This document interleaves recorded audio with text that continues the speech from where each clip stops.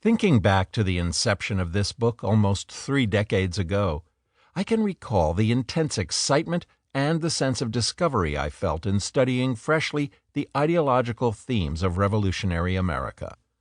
I, and others who shared that excitement, had been surprised to see the dominant cluster of ideas, beliefs, and attitudes that came to light when the Enlightenment platitudes were put aside and one concentrated on what the leaders of the revolutionary movement were actually saying,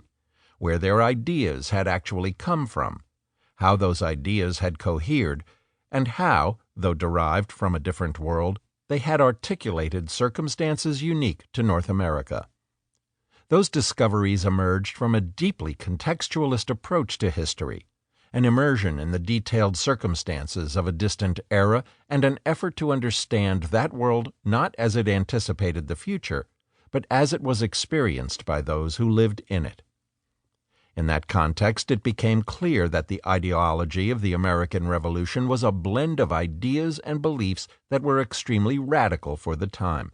and that are implicitly radical still.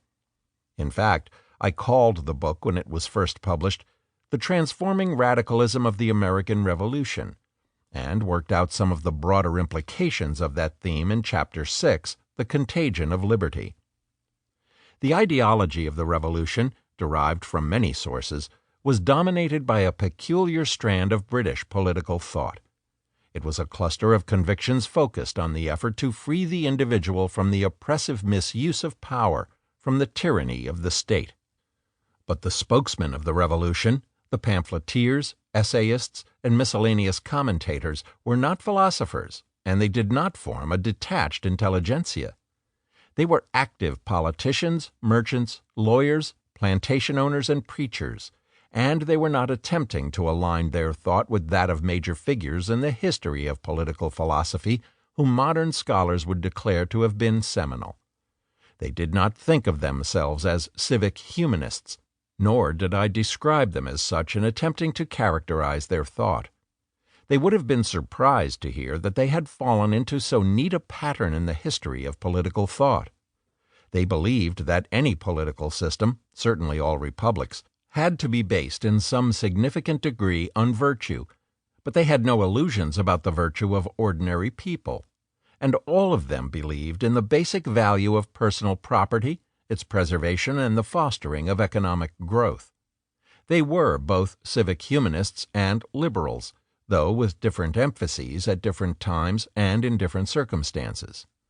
And indeed, it is the flexibility of their ideas, the complex variations that could be harmoniously composed on the main themes, that has proven the most impressive product of the later studies of revolutionary ideology. The force and cohesiveness of the original ideas and beliefs were clear from the start, but not their inclusiveness, their adaptability, and their resilience in the face of changing demands and circumstances. These qualities emerged as the story was carried forward beyond 1776,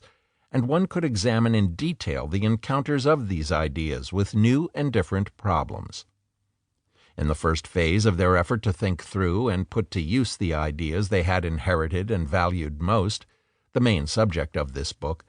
they directed their attention to corruption abroad and the acute political dangers they faced at home,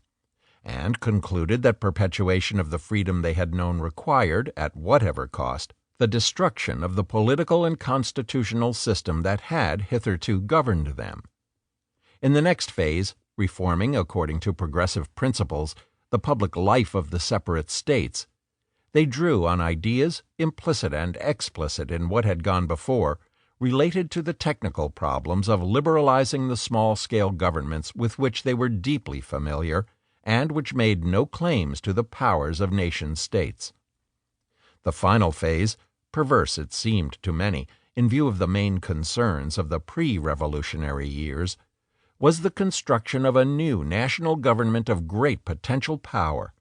a government that would rule over a diverse community and that previously had existed, feebly, only in the desperation of war.